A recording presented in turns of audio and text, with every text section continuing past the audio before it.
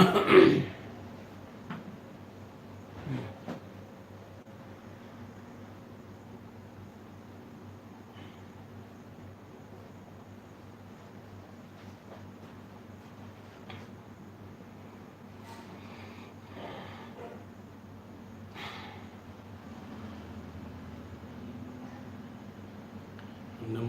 अरिहन्ताणं नमो सिद्धाणं नमो आयरीयाणं नमो उवज्झायाणं नमो लोये सव्साहुणं मङ्गलं भगवान् वीरो मङ्गलं गौतमो गणी मङ्गलं कुन्दकुन्दाद्यो जैनधर्मोऽस्तु मङ्गलम्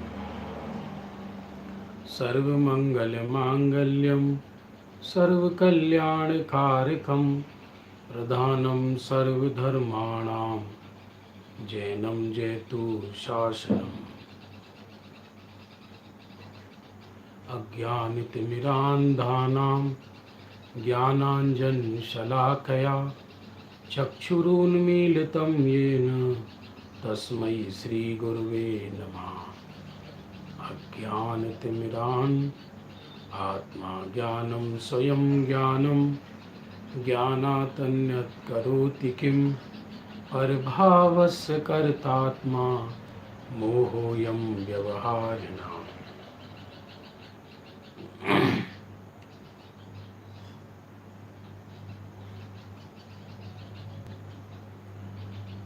बंधु, प्रातःकालीन स्वाध्याय का समय हो चुका है। द्रव्य दृष्टि प्रकाश की अद्भुत आसमानी बोल चल रहे हैं, जो कि शुद्धात्मा की दृष्टि कराते हैं।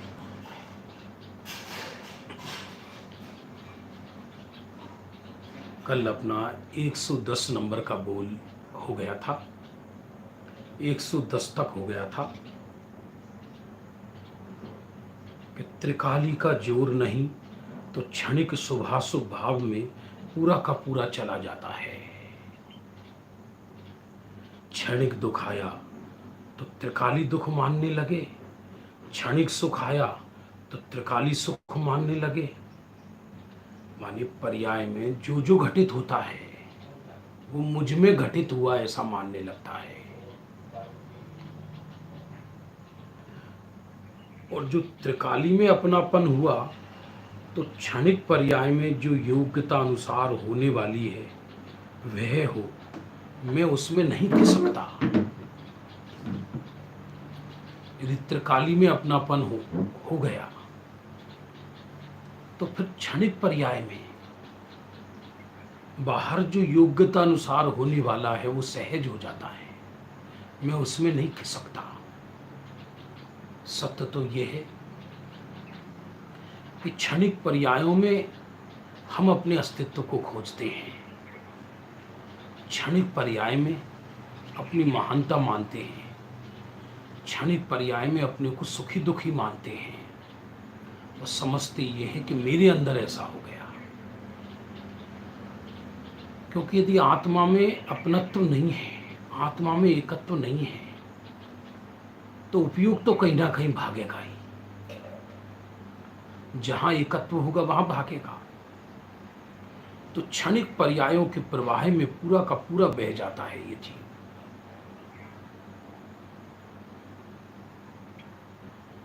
इसलिए वैराग्य के नाम पर खेद का सेवन करता है, धर्म के नाम पर क्षणिक राग मिश्रित प्रसन्नता का सेवन करता है, जबकि वो है उदय जनित। स्वभाव से उसका कोई संबंध नहीं है, साता असाता के उदय में बह जाता है, क्षणिक हर्ष शोक को अपना हर्ष शोक मान लेता है।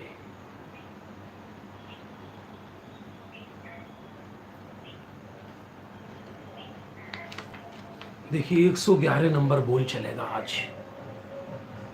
बहुत अद्भुत बोल है। निर्विकल्प अनुभव होते ही ज्ञाता दृष्टा हो सकता है। सिर्फ ऐसे विकल्प से ज्ञाता मानकर होने वाला था सो हुआ, ऐसा मानकर समाधान में सुख मानता है। ये लो, तो निर्विकल्प अनुभव होते ही मैं ज्ञाता दृष्टा हो जाऊंगा, तो इसमें भी अनुभव की प्रधानता हुई, आत्मा की प्रधानता कहाँ होगी? वाणी सत्य बोल रहा है। ये प्रश्न तो जोर का है कि जोर कहाँ जा रहा है व्यक्ति का। या तो सविकल्प पे जाता है जोर या निर्विकल्पता पे जाता है जोर, और दोनों ही पर्याय हैं। निर्विकल्प अनुभव होने पर ही मैं ज्ञाता दृष्टा हो सकता हूं, ऐसा विकल्प से ज्ञाता मानकर होने वाला था सो हुआ, ऐसा मानकर समाधान में सुख मानता है। यद्यपि यह ज्ञान प्रधान शैली में बात सही है, लेकिन प्रश्न इसका है कि भाषा सही होने पर भी जोर किधर का है? जो होने वाला था सो हुआ, जो होने वाला था सो हुआ, ऐसा जोर रहता है। ये अद्भुत अद्भुत लाइन है, ये अद्भुत शैली है। इसके बगैर कोई दूसरा मार्ग नहीं है। इसलिए द्रव्य दृष्टि प्रकाश यदि कोई प्रथम बार पढ़े तो उसको समझ में ही नहीं आए कि बात क्या कह रहे हैं। ये तो हर चीज का निषेध कर देते हैं, ये तो हर चीज का निषेध कर देते हैं। तो क्या करें, क्या करें? बहिर्भावों को रखें क्या? पर्याय मूलता को रखें क्या? जिसके स्वीकारने पर अनंत काल से दुख पाया है, उसको बार बार कहने से लाभ क्या है?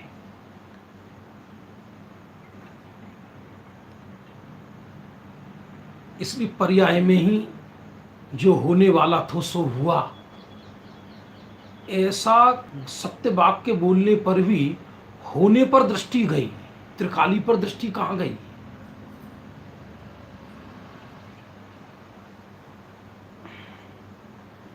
वह तो जैसा, बड़ा खतरनाक लिखा है, अघोरी मांस खाने में, सुअर भिष्टा खाने में, पतंगा दीपक में सुख मानता है, वैसा है।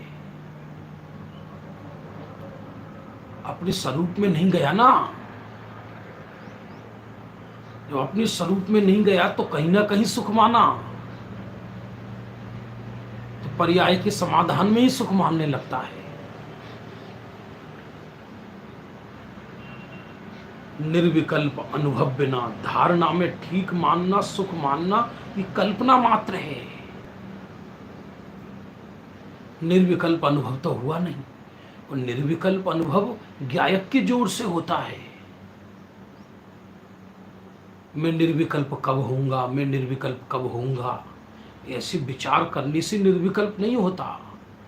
वो तो ज्ञान प्रधान शैली में, उपदेश बोध में ये कहा जाता है कि विकल्प संसार के कारण है। बात सही है, लेकिन विकल्पों को नाश करने की विधि क्या? कि निर्विकल्प हो जाऊं, ऐसा विकल्प करना। वो तो स्वरूप के जोर में अपने आप निर्विकल्प हो जाता है।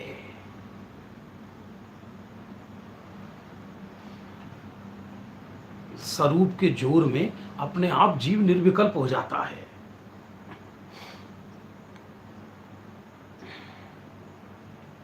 भाषा कहने में आएगी ऐसी ग्रंथों में। निर्विकल्प अनुभव के बिना धारणा में ठीक मानना, धारणा में माने जो पढ़ रखा है, सुन रखा है, मस्तिष्क में स्थापित कर रखा है, बस उसी में ही ठीक मानता है, उसी में संतुष्ट रहता है। वो धारणा किस काम की यदि ध्येय हाथ में नहीं आया तो। रास्ता बहुत ढंग से याद है किसी को गंगा जी जाने का, और बिल्कुल बिल्कुल सही सही धारणा है, लेकिन गंगा में स्नान नहीं किया तो वो रास्ते पे, सही रास्ते पर भी जाने से क्या लाभ हुआ? या तो सीधा इधर की चोट है। ऐसी रस और ऐसी शैली हुए बिना भी इसमें आनंद नहीं आए द्रव्य दृष्टि प्रकाश में, क्योंकि व्यक्ति को ऐसा ही जोर रहता है, चलो जब तक अनुभव नहीं है स्वरूप का तब तक चलो निर्णय में के मार्ग में तो हैं, सदमार्ग में तो हैं, धारणा तो सही है, भावना तो सही है। उसको लगता है कि मैं चलो 14 सीढ़ी तो चढ़ लिया, कुछ सीढ़ी तो चढ़ गया, कुछ सीढ़ी बाकी, एक भी सीढ़ी नहीं चढ़ा, क्योंकि ये सीढ़ियां तो प्रायोगिक लब्धि में अनंत बार चढ़ गया। श्रीमद जी ने भी कहा है, बनारसी दास जी ने भी कहा है,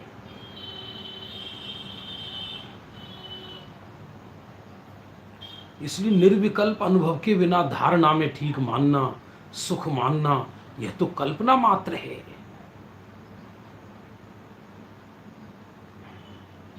वास्तविक सुख नहीं है। थ्योरी को मस्तिष्क में कितनी भी घुमाओ, कितनी भी रटो, थ्योरी से विश्व में किसी को सुख मिला है आज तक? बल्कि मस्तिष्क भारी होता है, थकावट आती है। अनुभव पूर्वक किया गया ज्ञानाभ्यास आनंद की ऊर्जाएं प्रदान करता है, और जहां अनुभव नहीं है वो ज्ञानाभ्यास या अनुभव की सही चर्चा भी नहीं है, केवल धारणा धारणा धारणा धारणा धारणा।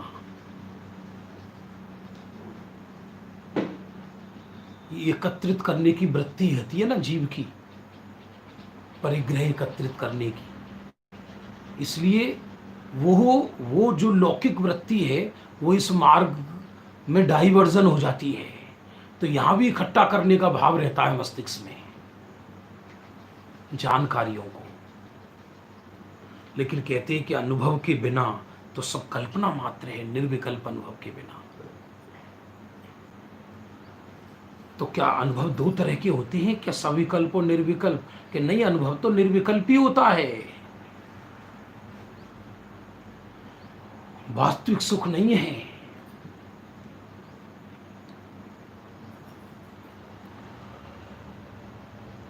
किसी ने आम नहीं चखा हो, रत्नागिरी का हापुस, और वो कितना भी पढ़ाए उसके बारे में, और कोई कितना भी पढ़े, निर्विकल्प अनुभव करना है ये तो विकल्प है ही। लेकिन ये ज्ञान प्रधान दृष्टि से कह रहे हैं सौगानी जी कि निर्विकल्प अनुभव तो निर्विकल्प स्वरूप की महिमा आते ही हो जाता है। लेकिन कहते हैं कि जब तक निर्विकल्प अनुभव नहीं है तब तक पर्याय के कितने भी गीत गाओ और द्रव्य के भी कितने गीत गाओ, कल्पना मात्र है, ये कह रहे हैं। और अनुभव द्रव्य के जोर से होता है, भावना में तो भाषा ऐसी बोली जाएगी। बात चल रही थी आम के उदाहरण की, तो हम आम की कितनी भी थ्योरी पढ़ें, अमेरिका को नक्शे में देख लेने से क्या अमेरिका के भ्रमण का सुख मिल जाता है क्या? और यदि अकेले नक्शे में देखने से सुख मिल जाता हो तो दुनिया क्यों जाए, दुनिया में बाहर परिभ्रमण करने, तीर्थ क्षेत्रों पर क्यों जाए, नक्शे में ही देख लेना।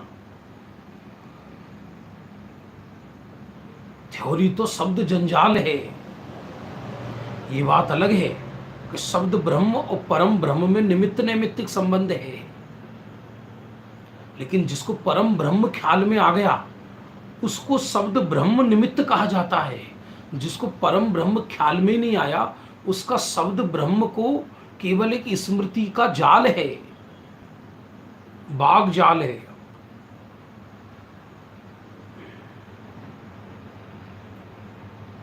इसे निर्विकल्प अनुभव बिना धारणा में ठीक मानना, धारणा माने स्मृति में सुख मानना, यह तो कल्पना मात्र है, वास्तविक सुख नहीं है। देखो ये द्रव्य दृष्टि प्रकाश है, सीधी स्वरूप की बात करते हैं। पद्मनंदी पंच विशुद्धका में पद्मनंदी आचार्य ऐसा भी कहते हैं, जो इस शुद्धात्म स्वरूप की बात रुचि पूर्वक सुनता है वह निकट भव्य है। वो विषय अलग है और ये विषय अलग है, लेकिन रुचि है स्वरूप की तब तो सुन रहा है ना। तो सुनना महत्वपूर्ण रहा या रुचि महत्वपूर्ण रही? और रुचि में भी आर्टिफिशियल रुचि नहीं, स्वरूप की अधिकता है। तो स्वरूप की अधिकता की महिमा नहीं। कृत्रिम रूप से कोई धर्म ग्रहण कर भी नहीं सकता, वो हो भी ना सकेगा, धर्म ग्रहण हो भी नहीं सकेगा। कोई कृत्रिम रुचि पूर्वक आत्मा को ग्रहण करना चाहे, ये संभव नहीं है। कैसे संभव है?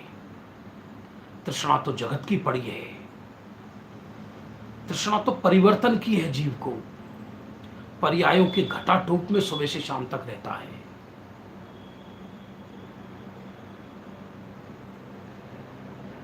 इसलिए एक बोल है, आगे पीछे आएगा, मैं वृत्ति नहीं पिंड हूं। ये केवल ज्ञान का संदेश है। ये समग्र सार आ गया द्वादशांग का इसमें।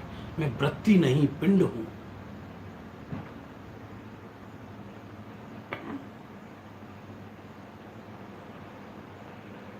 अब 112 नंबर का छंद। ये सब बातें कहते हुए, बोलते हुए या पत्रों में लिखते हुए उनको अभिमान नहीं होता था। इसका श्रेय गुरुदेव श्री को देते थे। यही ज्ञानी का लक्षण है।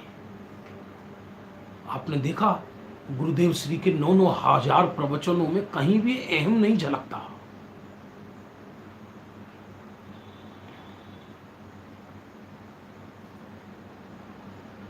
अब बात तो सही है कि पहले मति श्रुति ज्ञान द्वारा आत्मा धारणा में आता है, लेकिन याद रखना वो अनुभव ना हो तो धारणा कल्पना है। उसमें धारणा की महिमा नहीं है। धारणा भी, सविकल्प धारणा भी तब यथार्थ है कि उसमें एक स्वरूप की अधिकता हो। यदि धारणा की अधिकता हो जाए तो धारणा में ही रह जाए, निर्विकल्प अनुभव हो ही ना पाए। और वो यथार्थ धारणा भी तब कहलाती है कि जब अनुभव हो जाए। यदि अनुभव ना हो तो धारणा सच्ची धारणा नहीं। बैंड बाजे बजते रहें, बाराती खाना उड़ा जाएं और सब खर्च पानी हो जाए और दुल्हन ना मिले तो विवाह कहलाएगा क्या? इसलिए धारणा की पर्याय स्वयं स्वरूप में चली जाती है।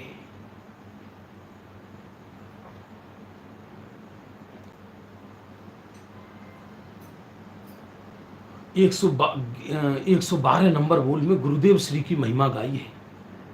मैं बात गुरुदेव श्री की कर रहा था कि 9 हजार प्रवचनों में गुरुदेव श्री के 45 वर्षों तक अजस्र धारा बही, वो भी अध्यात्म के घूंट को पीते हुए। कहीं भी अहम दिखाई नहीं देता, कहीं वाणी में किसी का तिरस्कार दिखाई नहीं देता, किसी को लघु कहने की बात दिखाई नहीं देती, अपने क्षयोपम ज्ञान की महिमा दिखाई नहीं देती।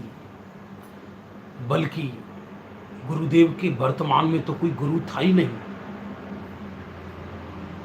स्वयं बुद्ध थे। पूर्व के संस्कार लेके आए और वर्तमान का तीव्र पुरुषार्थ था। फिर भी गादी पर ये बोलते हैं, 100 इंद्रों की हाजिरी में तीर्थंकर देव एम फरमाए छे, तू परमात्मा छे एम नक्की कर, तू परमात्मा छे एम निर्णय कर, तू परमात्मा छे ऐसा अनुभव कर। 100 तीर्थंकरों की हाजिरी में, इंद्रों की हाजिरी में तीर्थंकरों ने कहा है, मैंने नहीं कहा। मैं कौन हूं कहने वाला? टोडरमल जी सम्यक ज्ञान चंद्रिका लिखने के बाद कहते हैं कि ये तो, मैं तो असमान जाति रूप पर्याय है ये, जिसको टोडरमल कहते हैं। ये तो शाही शब्द रूप परिणमित हो गई। ये मैंने नहीं लिखी सम्यक ज्ञान चंद्रिका। अमृतचंद्र आचार्य देव कहते हैं, यह टीका हमने लिखी है, ऐसा मोह में मत नाचना।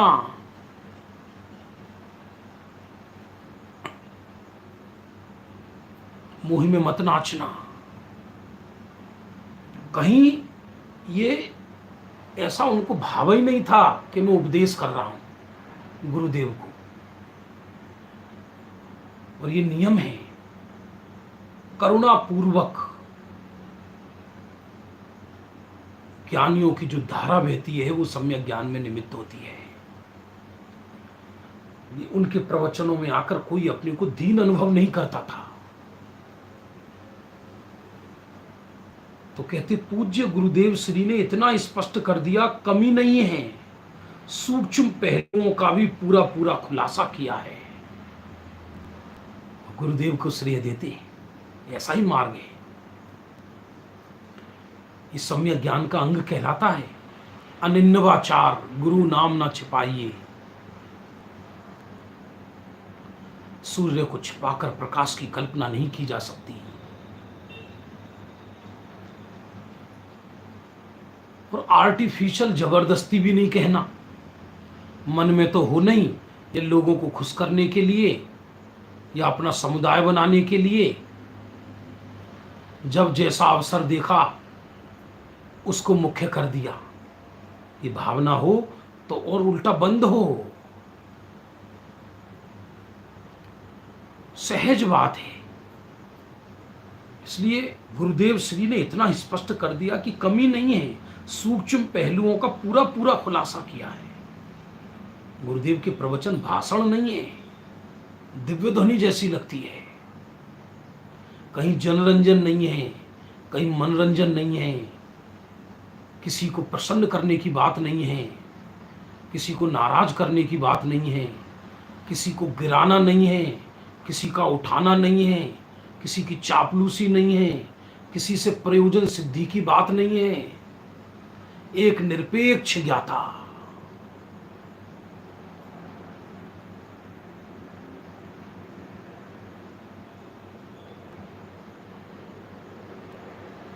इसे सब स्पष्ट कर दिया।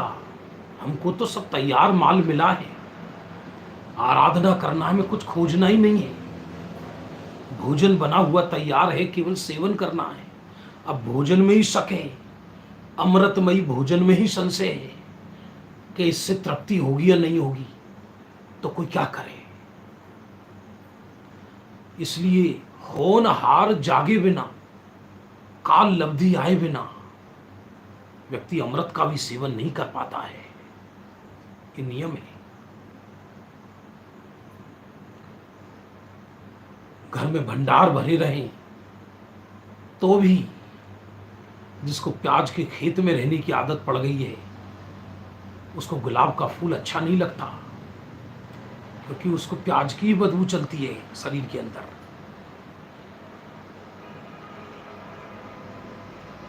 बहुत मुश्किल है। सब गुरुदेव ने पूरा खुलासा कर दिया है। सत्य तो ये है, गुरुदेव का एक एक वचन इस काल में मुक्ति के लिए पर्याप्त है। सौगानी जी साहब ने कोई प्रवचन थोड़ी किए, वो तो ये तो साधर्मियों से चर्चा हुई और पत्र का उत्तर लिखते थे, उससे संकलित बोल हैं ये। और वो भी उनके जाने के बाद प्रकाशन हुआ है इस ग्रंथ का। उनको तो प्रसिद्धि की वांछा ही नहीं थी। उन्होंने कभी सोचा भी नहीं होगा मेरे जाने के बाद इन बोलों को पढ़ा जाएगा।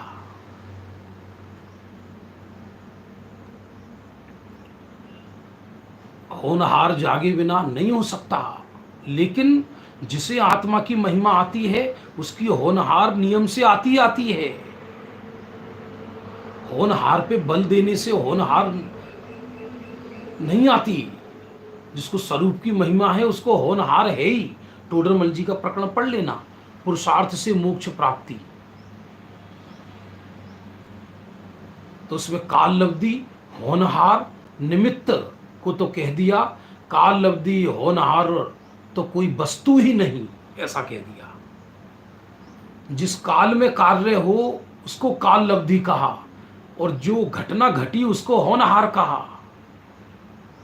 ये कोई काल लब्धि और होनहार कोई ऐसे साधन नहीं है जिसको मैं एकत्रित करके कार्य की साधना कर लूं। कोटा से एक ट्रेन दिल्ली 5 घंटे में पहुंचती है, 6 घंटे में। 6 घंटे में, तो 6 घंटे द्वारा पहुंचती है या 6 घंटे में पहुंचती है? सुनना, ये बहुत तात्विक बात है। काल काल है, काल लब्धि अधिकरण है, साधन नहीं। माने काल के द्वारा कार्य नहीं होता, काल में कार्य होता है। दोनों में अंतर है। कोई काल लब्धि ऐसा साधन नहीं है जिसे मैं किसी से खरीद कर आत्म अनुभव कर लूं। इसलिए टोडरमल जी ने तो ऐसा कह दिया, काल लब्धि और होनहार तो कोई वस्तु ही नहीं, और निमित्त है सो परद्रव्य है।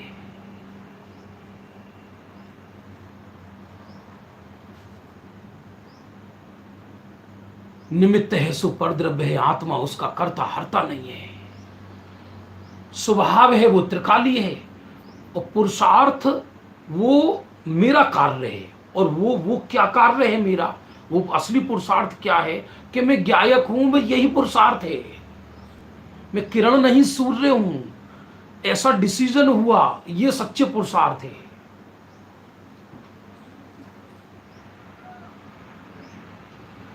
इसलिए पूज्य गुरुदेव श्री ने पूरा का पूरा खुलासा किया है। ये तो धन्य घड़ी में, धन्य भाग्य में, बताते कोई नवनीत भाई जी थे, उनको गुरुदेव श्री के प्रवचन को रिकॉर्ड करने का भाव आया और चुपचाप अकेले में करते थे। गुरुदेव को शायद ज्ञात था या नहीं था। लोग उन्हें उपेक्षा भरी दृष्टि से देखते थे कि ये क्या करता रहता है। उस जमाने में ऐसे बड़े बड़े गोल वो सीढ़ियाँ चलती थी, रिकॉर्डर काले काले। उस जमाने में रिकॉर्ड होना बहुत बड़ी बात मानी जाती थी। वीडियो रिकॉर्डिंग तो बहुत बड़ी चीज मानी जाती थी। आज तो घर घर में फोटोग्राफर बैठा है। किसी ने सोचा भी नहीं था। लेकिन पंचम काल के अंत तक जिन धर्म रहना है ना, तो जिन धर्म रहेगा तो जिन श्रुत भी रहेगा, क्योंकि जिन श्रुत के आधार से ही तो धर्म रहेगा, और जिन श्रुत को बताने वाले ज्ञानी महात्मा भी रहेंगे। ऐसे ही नहीं सूख जाएगी ये भगवान की नदी।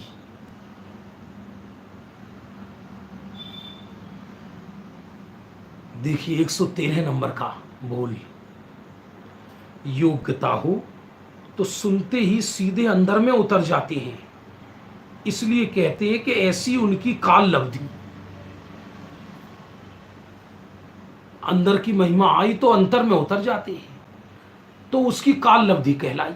अगर काल लब्धि पर दृष्टि करता रहे तो उसकी काल लब्धि आई नहीं है। अच्छा, घर में आप देखिए, हम जगत में लौकिक कार्य करते हैं। मान लो हम भूखे हैं और हम भोजन करते हैं, तो वहां हम काल देखते हैं कि मेरी काल लब्धि भूख मिटने की आई या नहीं आई। वह पुरुषार्थ करके व्यक्ति भोजन करता है, तो सच्चे सुख की वांछा हो, जगत से थक गया हो, तो अंदर जाए ही जाए, और उसकी काल लब्धि भी आ गई। जैसे स्वरूप की महिमा नहीं आई, उसकी काल लब्धि भी नहीं आई। ज्ञान की तरफ से यह कहा जाएगा।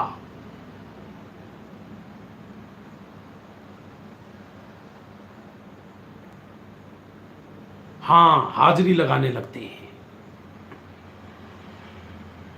क्या सिंह काल लब्धि के भरोसे बैठा था क्या? ये बात पक्की है कि काल लब्धि में ही कार्य होगा, काल में ही। 5 समवाय होने पर कार्य होगा, लेकिन 5 समवाय में 3 समवाय तो मेरे हाथ में ही नहीं है।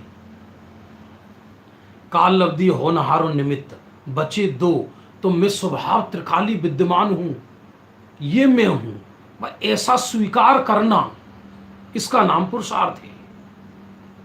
वो पूर्व की पर्याय की दृष्टि से पुरुषार्थ कहा गया। जोर भी पुरुषार्थ पे नहीं, जोर स्वरूप पर। मैं तो अनंत अनंत, मेरे अंदर से अनंत पुरुषार्थ की पर्याय निकलती रहे, मैं ऐसा पिंड हूं।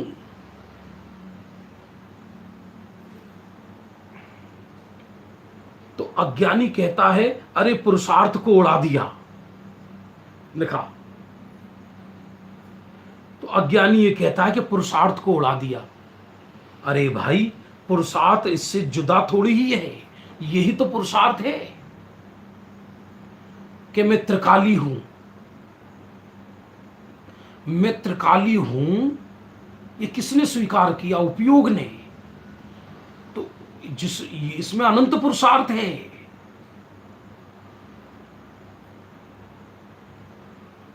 इसमें अनंत पुरुषार्थ है। लोक में भी आप देखना, अधिक श्रम करने वालों को, अधिक दैहिक श्रम करने वालों को वेतन कम मिलता है, और एक आईएएस ऑफिसर हफ्ता में 1-2 घंटे ऑफिस में बैठता है, 1-2 सिग्नेचर करता है, उसे ज्यादा मिलता है। एक मजदूर पूरी बिल्डिंग बनाता है, और पूरी बिल्डिंग बनाने पर भी उस मजदूर को 500 रुपये रोज मिलते हैं। 100 50 मंजिल बिल्डिंगों पर तगाड़ियों से ईंटा ढोता है।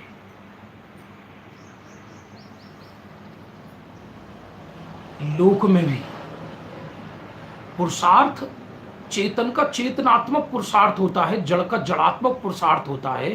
तो जड़ में तो मेरा पुरुषार्थ चलता ही नहीं, जड़ कोई पदार्थ मेरे में निमित्त भी नहीं। तो मैं चैतन्य हूं, तो मेरा पुरुषार्थ चैतन्य आत्मा की तो होगा। और वो पुरुषार्थ क्या है चैतन्य आत्मक? मैं ज्ञायक हूं। ये जो निर्णय हुआ, फिर से सुनना, ये निर्णय हुआ, ये भी भूतपूर्व नैगम्य से पुरुषार्थ कहा। खरेखर तो जो पर्याय ज्ञायक में समा गई तो पुरुषार्थ कहलाया। अकेले निर्णय भी पुरुषार्थ नहीं है, निर्णय के बाद स्वरूप में समा जाए निर्णय करने वाला तो पुरुषार्थ कहलाए। निर्णय तक भी कई बार पहुंच गया, ऊपरी निर्णय तक, लेकिन आत्मा का अनुभव नहीं हुआ।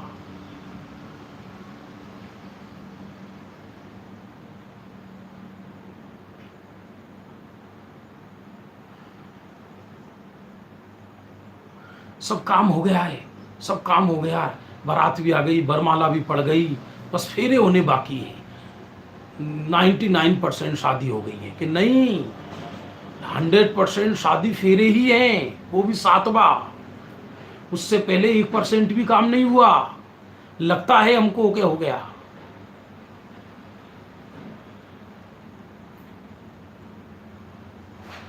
अरे भाई, पुरुषार्थ इससे जुदा थोड़ी है। कोई स्वच्छंदता ना कर लेवे, इसलिए पुरुषार्थ करना ऐसा कहा है। भाषा चरणन योग की ऐसा कहा कि पुरुषार्थ करो। पर पुरुषार्थ करो इसका अर्थ क्या? कि अपने को ज्ञायक मानो, अपने को त्रिकाली मानो। इसका अर्थ है पुरुषार्थ करो। और क्या करेगा पुरुषार्थ के लिए बताओ?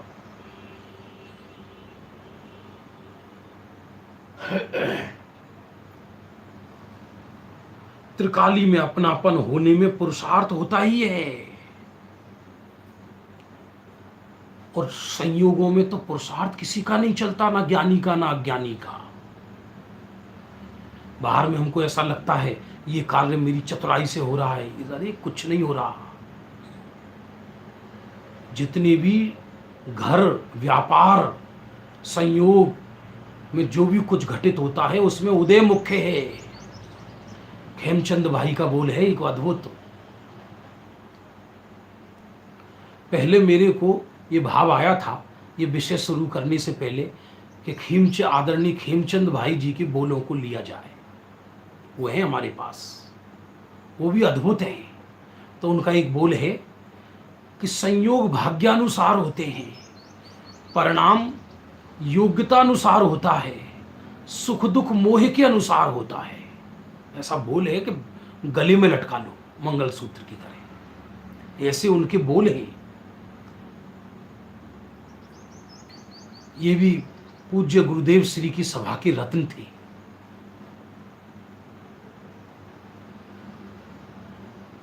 संयोग भाग्यानुसार हैं, अब जो चीज भाग्य ने जिसका ठेका ले रखा है, हम उसमें सुबह से शाम तक दिमाग लगाते हैं, और दिमाग कितना भी लगाना होगा भाग्य के अनुसार ही।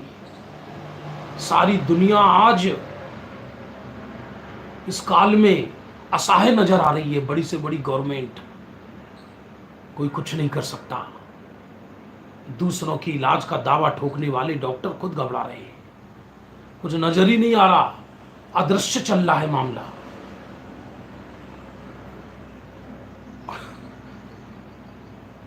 बदनाम वायरस किया जा रहा है असाता का उदय दुनिया का।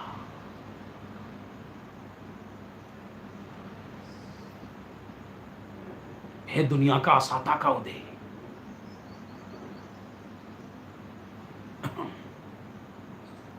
और जब तक पूरे विश्व से वो असाता सामूहिक पाप का उदय मंद नहीं पड़ेगा, तब तक कोई करोड़ों कोशिश कर ले,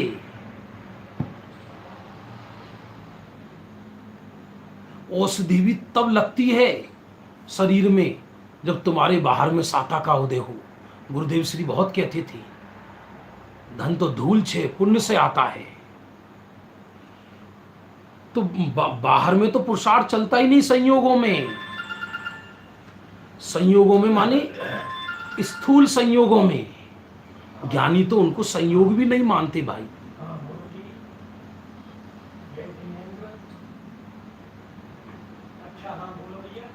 अरे इसको किवाड़ बंद कर देना जरा।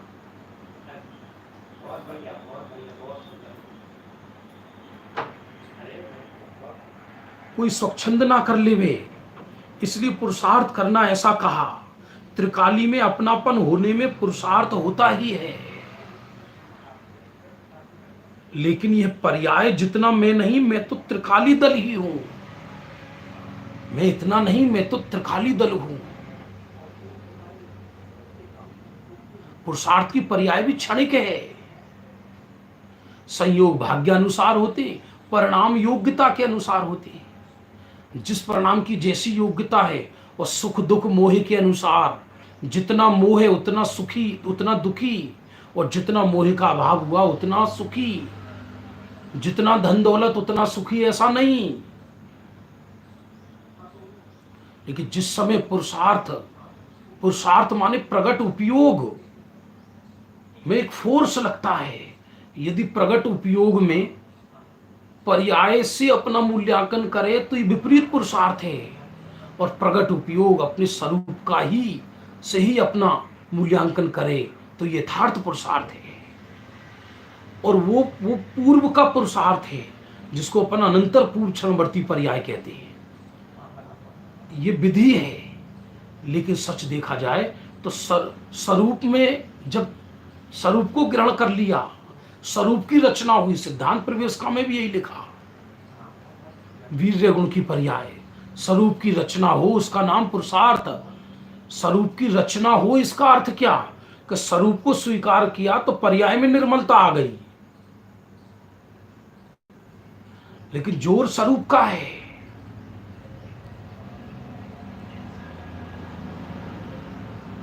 बिल्कुल विधि का विषय है।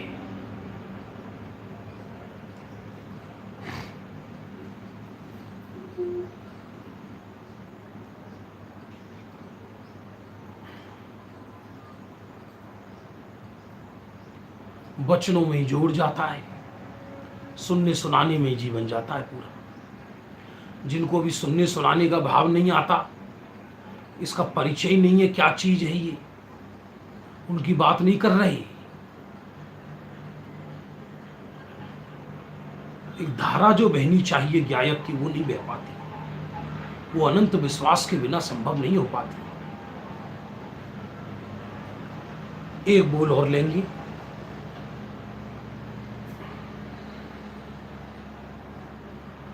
जो निर्विकल्पता होती है, 114 नंबर का बोल।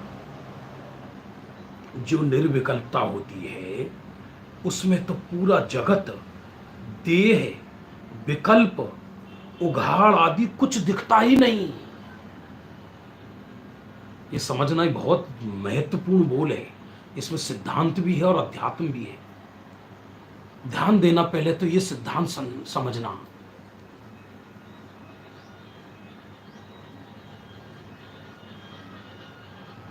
खाराजी साहब खेमचंद जी भाई जी का बोल पुनः रिपीट करने के लिए कह रहे हैं। बहुत अद्भुत बोल है। मैं तो हजारों बार याद करता हूं और बोलता हूं। क्या बोल है कि संयोग भाग्यानुसार होते हैं, परिणाम योग्यतानुसार होता है, सुख दुख मोह के अनुसार होता है। इसका अर्थ क्या कि संयोगों में मेरा कोई लेना देना नहीं। भाग्य दुर्भाग्य जैसा होगा वैसा इस देह का और मकान का और दुकान का और व्यापार का होगा, जैसा भाग्य होना होगा। चक्रवर्तियों का वैभव उसी के सामने नष्ट हो जाता है यदि चक्रवर्ती दीक्षा ना ले तो, और दीक्षा लेते भी हो जाता है। कोई चक्रवर्ती थोड़ी रहती है। 3 खंड के अधिपति नारायण श्री कृष्ण देह छूटा तो पानी पिलाने वाला कोई नहीं था। कहां गए 3 खंड, कहां गए रानियां, कहां गए बलदेव, कहां गए 10-10 हजार व्यंतर सेवा करने वाली? बोलो, ये तो उनकी बात है जो सम्यक तो साथ लेकर आए। भाग्य को तो कौन बदले, बाहर की। इसलिए ज्ञानी भाग्य और भाग्य का फल दोनों ही परद्रव्य हैं, ऐसा जानकर उनसे उदास होकर ये तो मैं त्रिकाल चैतन्य परमात्मा हूं, यही मेरा भाग्य है।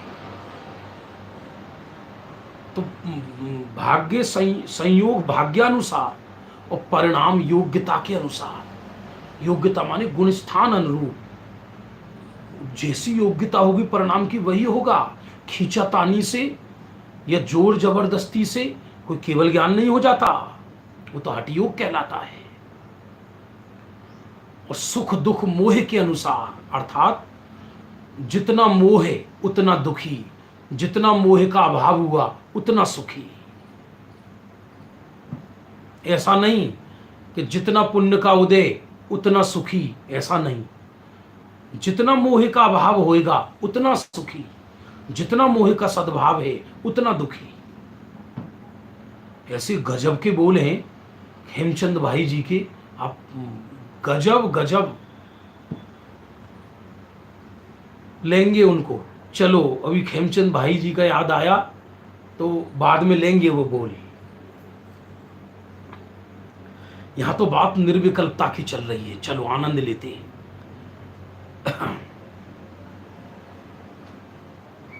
जो निर्विकल्पता होती है, निर्विकल्पता माने उपयोग ने स्वरूप को अवलंबन लिया, ऐसा भेद करके नहीं, अभेद हो गया तो उसमें पूरा जगत देह है।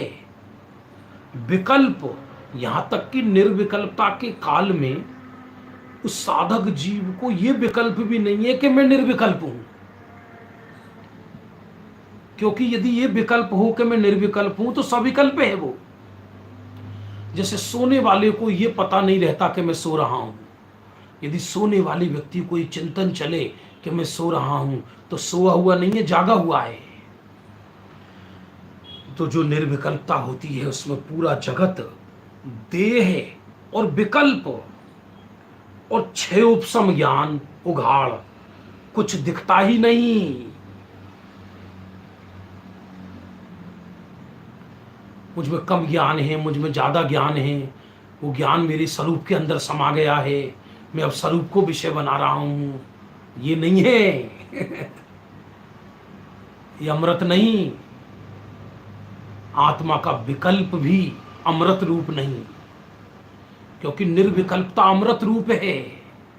लेकिन वो अमृत रूप निर्विकल्पता कब होती है? जब अभेद रूप से ज्ञायक के अंदर समा जाता है।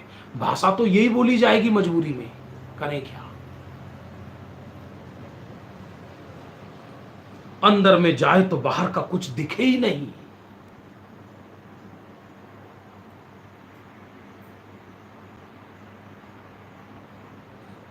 आप कहोगे इसका कोई प्रमाण है क्या? का प्रमाण है। क्या है इसका प्रमाण? रहस्यपूर्ण चिट्ठी में पंडित टोडरमल जी साहब ने सविकल्प से निर्विकल्प होने का जो विधान लिखा, उसके अंदर एक शब्द आया है बहुत प्यारा। ऐसे निर्विकल्प अनुभव में बाह्य शब्द आदि का भी भान नहीं, ये आया है। पढ़ लेना आप, बिल्कुल यही लाइन है। यदि ऐसे निर्विकल्पता के काल में भूकंप भी आ जाए और उसके सर पे मकान गिर जाए तो उसका निर्वाण हो जाए, माने समाधि हो जाए। समाधि माने छोटा निर्वाण। वो अल्प काल के अनुभव में, क्योंकि ये नियम है कि छद्मस्त का उपयोग एक समय में एक ही जगह जाता है। ये केवलियों की बात नहीं चल रही। वो विषय अलग है कि सिद्धांत ग्रंथों में श्रेणी के काल में भी 8वें से 12वें गुण स्थान तक के काल में भी अबुद्धि पूर्वक विचार बताए हैं, लेकिन वो विचार के काल में भी निर्विकल्प है। जैसे कोई व्यक्ति सो रहा है और सोते समय स्वप्न आते हैं, तो सुख और उपयोग स्वप्न में लगा हुआ है या सोने में लगा हुआ है। उसी तरह निर्विकल्पता के काल में चौथे गुण स्थान में स्वरूप कोई विषय बना रहा है।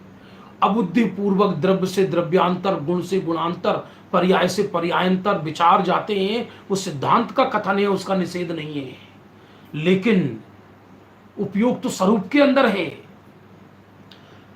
ऐसे काल में यदि कोई शरीर पर आरी भी चला दे तो मालूम ना पड़े, निर्विकल्पता के काल में।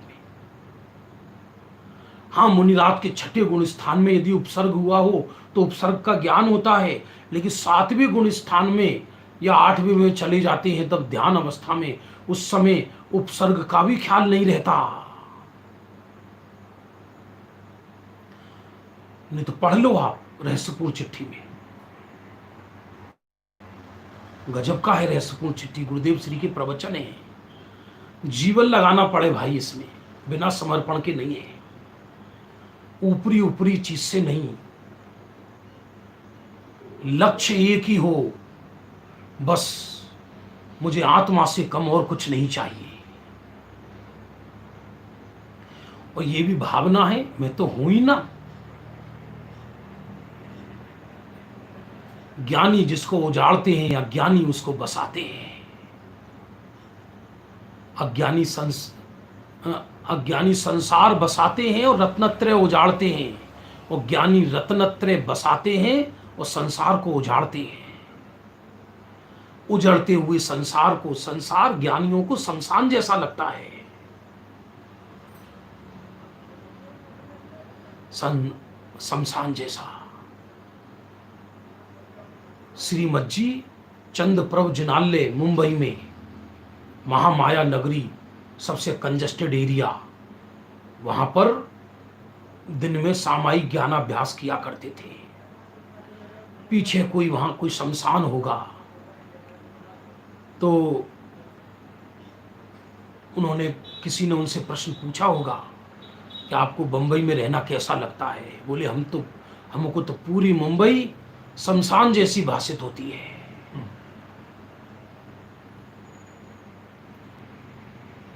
और ये जगत में जो बिना आत्मज्ञान के सड़कों पर प्राणी घूम रहे हैं, ये मुर्दे हैं, अघोषित मुर्दे। एक घोषित पागल होते हैं, एक अघोषित पागल होते हैं। घोषित पागल पागल खानों में रहते हैं, अघोषित पागल मिथ्या दृष्टियों को कहते हैं। पूरा जगत भरा पड़ा है।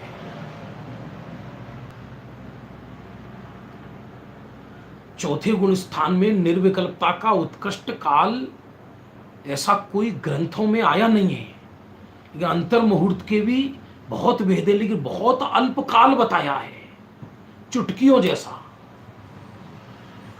ऐसा कहीं हमारे पढ़ने में नहीं आया है कि कोई इतना काल होता है, लेकिन अल्प काल है। लेकिन जैसे कल बोल आया था सोगानी जी साहिब का कि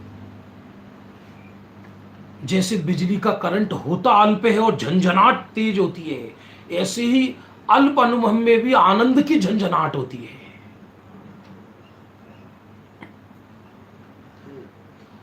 बाहर का कुछ नहीं दिखता, माने जगत, देह, विकल्प, छह उपसम, उघाड़, ज्ञान, कुछ नहीं, कुछ दिखता ही नहीं।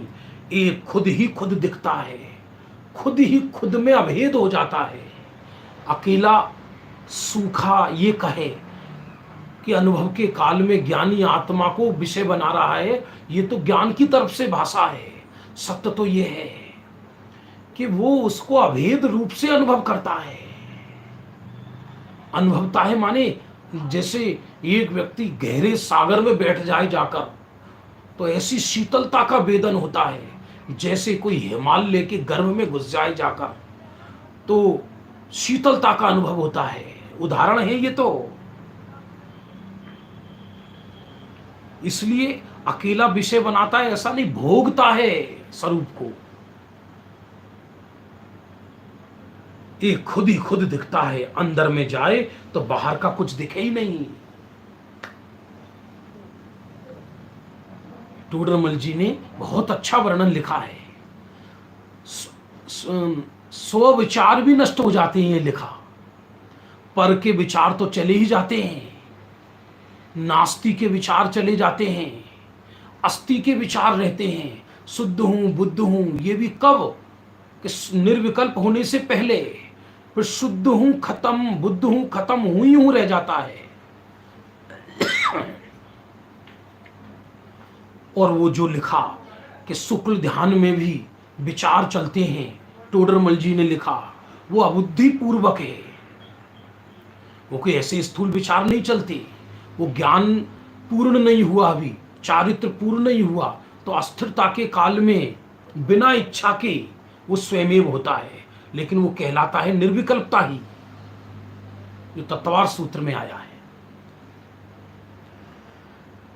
बहुत अच्छे बोले हैं, गजब की। अवसर आया है, लाभ ले लेना यदि जीव को कल्याण करना है अपना, वरना तो 84 के रास्ते खुले हैं चारों तरफ।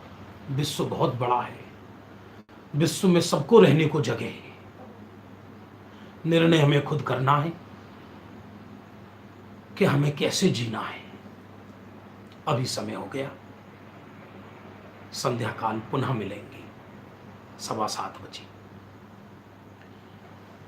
निज निधि निज में बताई, यह अनंत उपकार है, उसके लिए जिन वाणी माँ को वंदना सतवार है।